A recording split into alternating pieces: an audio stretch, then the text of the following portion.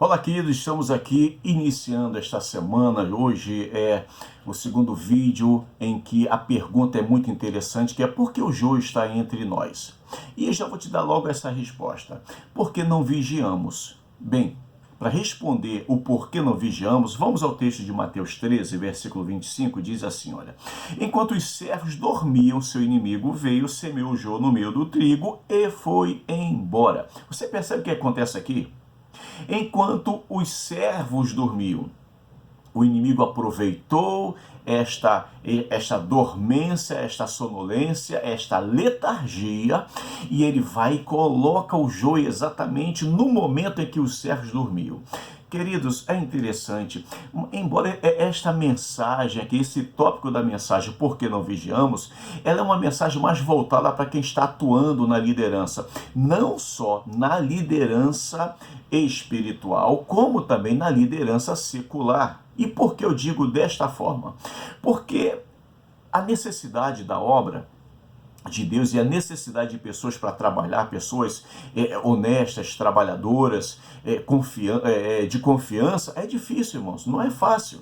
E aí você está agora, vamos trazer para o lado espiritual, você está na igreja, você precisa de homens e mulheres de Deus para te ajudar, seja fazer evangelismo, seja para dar aula, seja para cuidar das crianças, seja ir para a cantina, seja para a recepção, seja para te ajudar a pregar. A necessidade é muito grande. E normalmente a gente recebe na igreja as pessoas que querem ser abençoadas e não de se colocar à disposição para serem bênçãos. E por causa desta carência de pessoas, e esta carência é tão grande que o próprio Jesus disse, olha, a seara é grande, mas poucos são os ceifeiros, o que significa que na obra de Deus são poucas pessoas que se colocam na condição de voluntário. E porque o trigo não assume esta parte, não se coloca muitas vezes à disposição de Deus para serem usados, o joio aproveita esta oportunidade porque o inimigo olhou, percebeu que na igreja, percebeu que na empresa, percebeu que em determinado departamento há uma necessidade pessoal para trabalhar, para fazer a obra, e o trigo não se voluntaria, então o joio chega exatamente na hora da necessidade.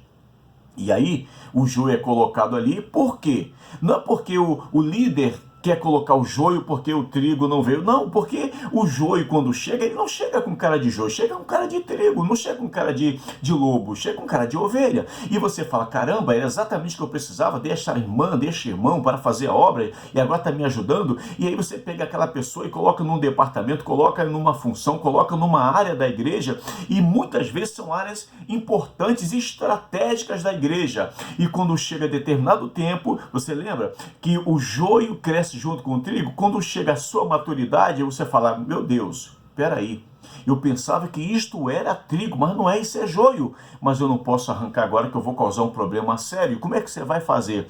Você começa a entender agora que quando chega neste momento, o problema que anteriormente, porque não tinha ninguém para fazer, era grande, agora ele está maior ainda, porque você colocou quem não deveria e você agora já comprometeu a igreja, comprometeu a empresa, comprometeu o ambiente de trabalho, comprometeu aquilo que você estava fazendo com tanto afinco e com tanto valor.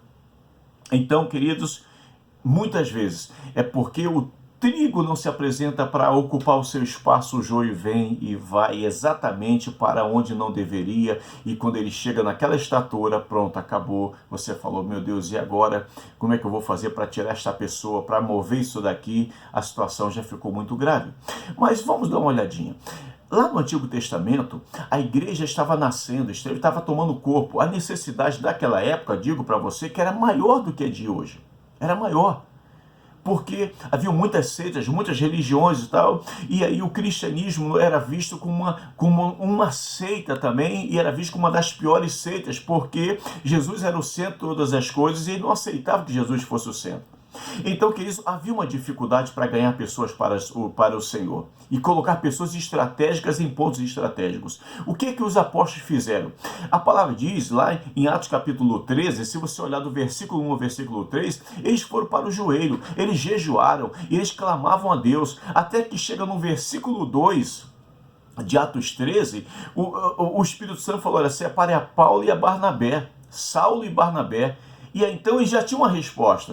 O que eles poderiam fazer? Já que o Espírito Santo apontou Saulo e Barnabé, vamos pegar esses homens, vamos colocar na obra para fazer aquilo que o Espírito Santo quer que eles façam? Não, queridos. Mesmo eles sabendo que era Deus que estava falando, o que eles fizeram? Continuaram orando e jejuando para que houvesse uma confirmação e não tivesse dúvidas nenhuma. E só depois disso foi que esses homens de Deus foram colocados em seus devidos lugares para fazer o que eles tinham que fazer.